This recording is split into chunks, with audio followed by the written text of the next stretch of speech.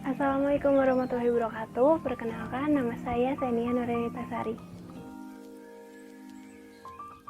Di sini aku bakal sedikit ngejelasin beberapa tips dan juga apa sih itu karantina dan juga bagaimana sih hubungannya sama kesehatan mental kita.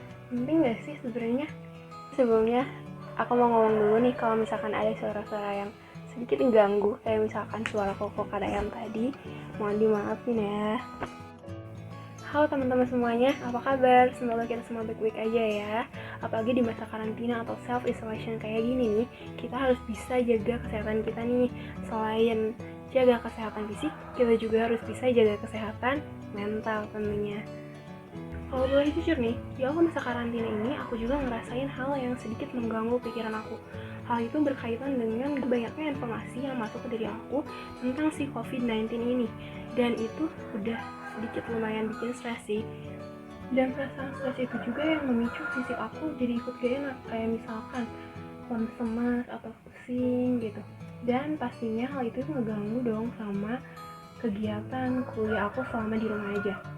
Apalagi kalau ditambah sama tugas-tugas kuliah yang numpuk, yang mungkin teman-teman sevisip bisa ngerasain tugasnya kayak gimana.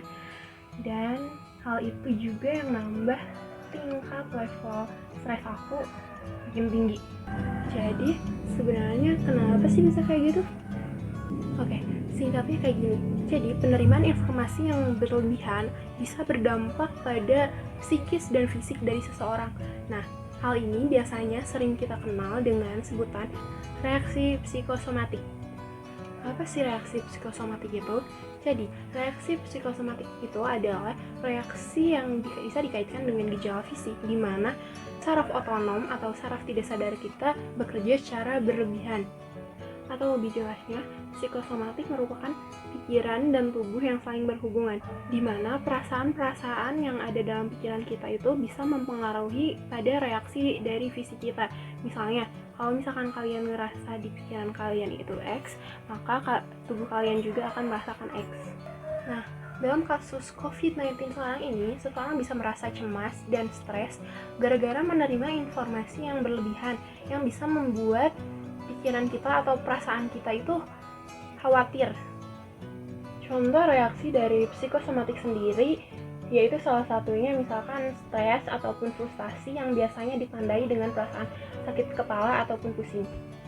Maka dari itu akan sangat penting bagi kita untuk terus menjaga mental dan juga mood atau suasana hati kita tetap stabil dan selalu positif agar kita bisa tetap sehat mental dan juga terjauh dari si COVID-19 ini.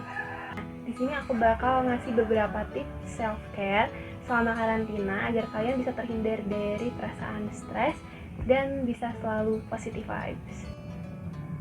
Tips yang pertama, kalian harus bisa menyaring dan membatasi informasi yang masuk. Karena seperti yang tadi kita jelaskan bahwa jika kita mendapatkan informasi yang terlalu berlebihan, maka itu akan menimbulkan stres. Tips yang kedua yaitu puasa media sosial. Menurut aku ini penting banget. Kenapa? Karena di media sosial kita bisa banyak menerima informasi tanpa kita tahu sebenarnya info itu valid apa hoax aja sih. Nah, misalnya kita banyak nih sekarang menerima informasi di WhatsApp grup tanpa kita tahu sebenarnya itu hoax apa benar. Maka dari itu kita sendiri yang harus menentukan dan balik lagi ke poin utama, di mana kita harus bisa menyaring dan membatasi informasi yang masuk sehingga tidak menimbulkan stres pada diri kita. Lalu ada tips terakhir yang ketiga, dan ini nggak kalah penting karena di sini kita harus bisa ngelakuin self love atau bisa bikin diri kita sendiri bahagia, misalnya dengan ngelakuin olahraga seperti yoga atau misalkan maskeran atau baca buku, nonton film, atau bahkan mungkin kita bisa mulai untuk belajar masak. Nah, selain bisa membuat kita bahagia, self-love juga bisa meningkatkan diri kita untuk menjadi pribadi yang lebih baik lagi. Kesimpulannya, kesehatan mental yang baik bisa meningkatkan mood ataupun suasana hati kita menjadi baik.